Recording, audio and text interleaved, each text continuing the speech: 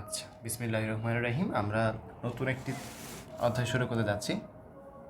তো অধ্যায়ের নাম হচ্ছে আমাদের তাপগতিবিদ্যা, রাইট? সেকেন্ড পেপারের যে ফার্স্ট চ্যাপ্টার তাপগতিবিদ্যা। তো এটার মাধ্যমে আমাদের সেকেন্ড পেপারের জার্নি শুরু হচ্ছে আবার। ইনশাল্লাহ আমরা চ্যাপ্টারটা মূলত বইটা ভালোভাবে শেষ করতে পারবো ইনশাল্লাহ। ওকে, আচ্ছা। তো তাপগতিবিদ্যা এর ইংলিশ থেকে আমরা শুরু করি সর্বপ্রথম, ঠিক আছে? যে এর ইংলিশটা কি? তো এর ইংলিশটা হচ্ছে থার্মোডাইনামিক্স। তোমরা হয়তো বা ডাইনামিক কথা পরিচিত, যে থার্মোডাইনামিক্স। এই ডাইনামিক মানে হচ্ছে গতিশীল, আর থার্মো মানে হচ্ছে তাপ।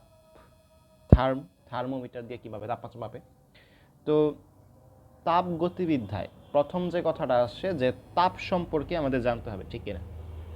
আমরা তাপ সম্পর্কে কিছু জানি, আর তাপ সম্পর্কে যদি কথা আসে সাথে সাথে আরেকটা বিষয় নিয়ে জানতে হয়, তার নাম হচ্ছে তাপমাত্রা।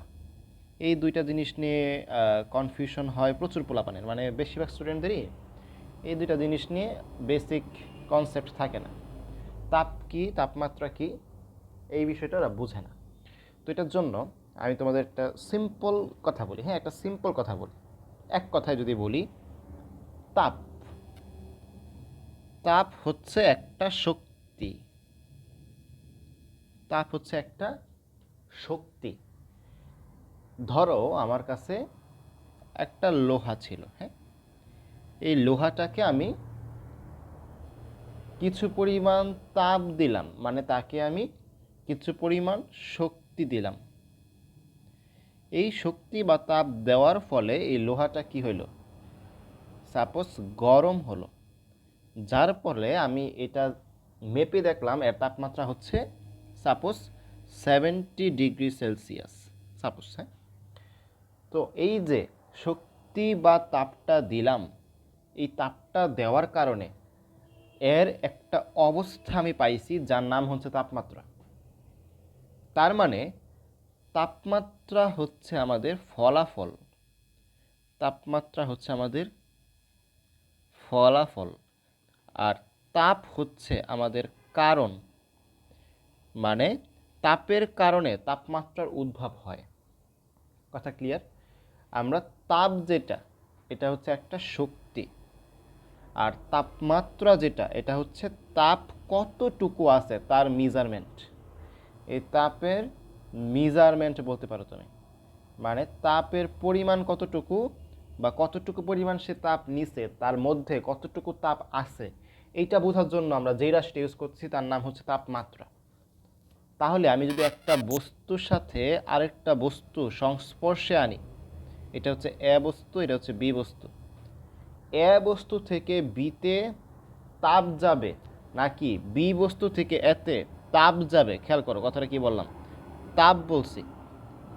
এ থেকে বিতে তাপ যাবে নাকি বি থেকে এতে তাপ যাবে, এই বিষয়টা যে জিনিসটার উপর নির্ভর করে তার নামই হচ্ছে তাপমাত্রা। তার মানে তাপের আদান প্রদান নির্ভর করে তাপমাত্রার উপর। এরপরে আমাদের এই তাপ যদি আমরা পরিমাপ করতে চাই, এটা পরিমাপ করব আমরা ক্যালোরি মিটার দিয়ে। ক্যালোরি মিটার, কতটুকু তাপ আছে ক্যালোরি মিটার দিয়ে আমরা পরিমাপ করতে পারবো। আর যদি তাপমাত্রা পরিমাপ করতে চাই, কত ডিগ্রি সেলসিয়াস, কত ডিগ্রি ফারেনহাইট, এটা আমরা করবো হচ্ছে থার্মোমিটার দ্বারা। একটা হচ্ছে ক্যালোরি মিটার, আরটা হচ্ছে থার্মোমিটার। তো তাপ যেহেতু এক প্রকার শক্তি, এর একক হবে হচ্ছে জুল। ওকে, তো আরেকটা বিষয় যেটা আমি একটু বোঝানোর চেষ্টা করি তোমাদের, ধরো দুইটা বস্তু, হ্যাঁ, এই বস্তুটার তাপমাত্রা হচ্ছে 100 ডিগ্রি সেলসিয়াস, আরেকটা বস্তু, এই বস্তুটার তাপমাত্রা হচ্ছে 100 ডিগ্রি সেলসিয়াস। এইখানে দুইটা বস্তুর কিন্তু তাপমাত্রা সেম, খেয়াল করো, তাপমাত্রা সেম।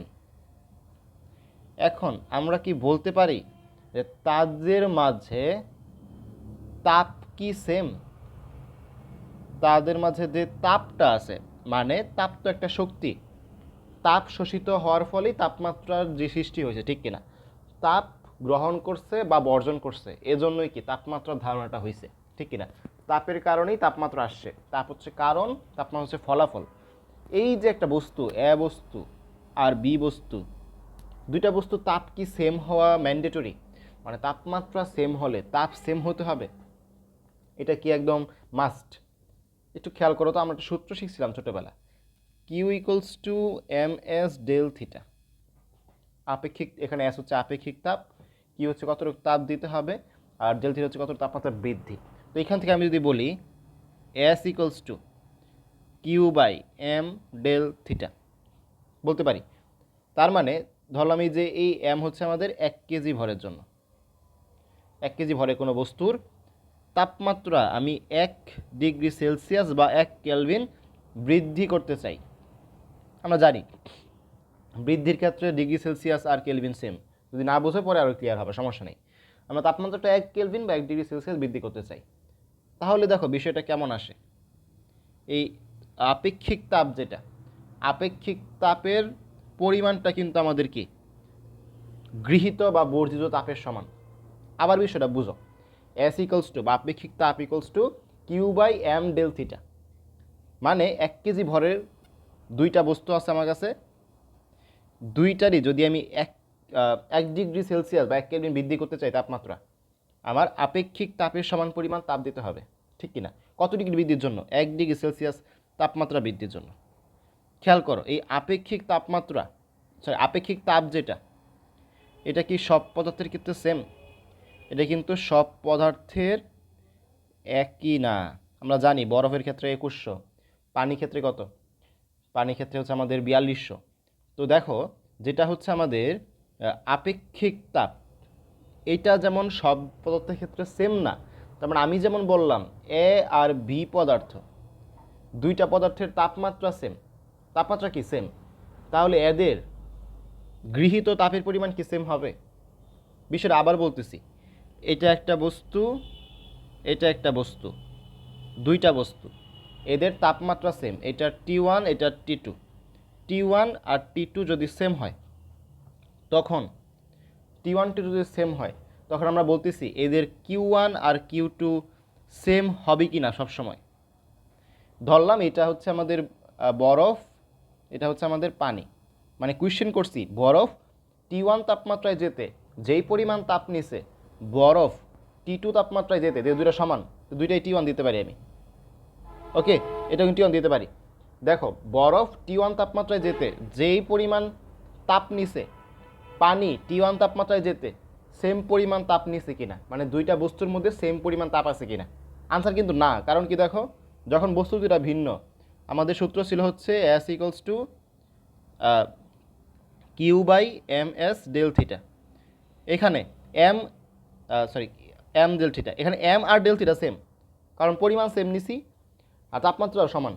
তাহলে এখানে কি আসে, এস সমান কিউ। কিন্তু দুইটা ভিন্ন বস্তুর ক্ষেত্রে এস যেহেতু আলাদা, তার মানে এর গৃহীত তাপের পরিমাণও কি আলাদা। তার মানে যদি দুইটা ভিন্ন বস্তু হয়, তুমি যদি এরে 500 জুল তাপ দিয়া T1 ডিগ্রি সেলসিয়াস তাপমাত্রায় নিয়ে যাও, তাহলে অবশ্যই একে কম বা বেশি, সাপোজ এরা তুমি 400 জুল দিছো, এর 400 জুল তাপ দিলেই একই সেম তাপমাত্রায় চলে গেছে। ধরো এটা হচ্ছে 5 ডিগ্রি সেলসিয়াস, বরফ তো 5 ডিগ্রি সেলসিয়াস হবে না, মানে বরফটা জাস্ট উদাহরণ দিলাম আর কি, কথার কথা। ধরলাম এ বস্তু আর বি বস্তু। তো ধরো এ বস্তুরে আমি 5 ডিগ্রি সেলসিয়াস তাপমাত্রা, আর বি বস্তুরও কি 5 ডিগ্রি সেলসিয়াস তাপমাত্রা, দুইটাই কঠিন। তো এ বস্তুরে আমি 500 জুল দিয়া এই তাপমাত্রায় নিছি, কিন্তু বি বস্তুর যে 500 দিতে হবে এটা কিন্তু বাধ্যতামূলক না। যদি এর আপেক্ষিক তাপ কম হয়, তাহলে কি 400 জুল দিলেই সে কি 5 ডিগ্রি সেলসিয়াসে চলে যাবে। আশা করি বুঝতে পারছো। তো এখন আমি কয়েকটা স্লাইড ধরে আনি, এই অনুযায়ী আমরা সামনে দেখি।